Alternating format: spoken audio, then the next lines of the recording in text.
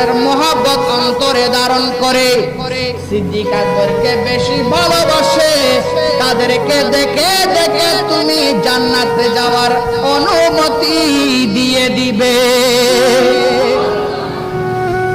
হযরত সিদ্দিক আকবর অবাক হয়ে গেলেন, আমার রাসূল আমার সম্পর্কে এই কথা বলেছেন? হ্যাঁ।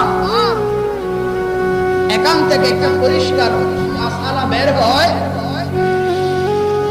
আমরা একজনকে মহব্বত করতে গিয়ে আরেকজনকে বাদ দিতে পারবো না। কথা বলেন ঠিক কিনা?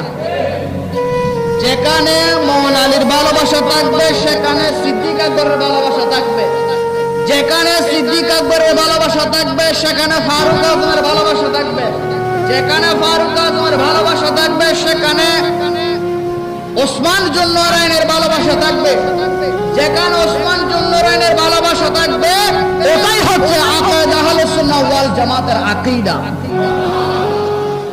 মাওলা আলীকে ভালোবাসতে গিয়ে সিদ্দিক আকবরকে ভালোবাসবেন না, আপনি সুন্নি হবেন না, নাজাত প্রাপ্ত দল হবেন না, জান্নাতি হবেন না।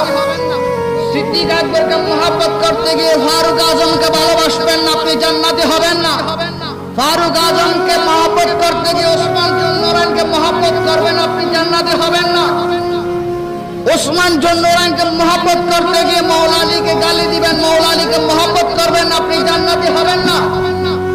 আপনাকে যদি জান্নাতি হতে হয়, আপনি যদি জান্নাতি দলে থাকতে চান, নাজাত প্রাপ্ত দলে থাকতে চান, প্রত্যেক সাহাবীদেরকে আপনার অন্তরের মধ্যে জায়গা দিতে হবে।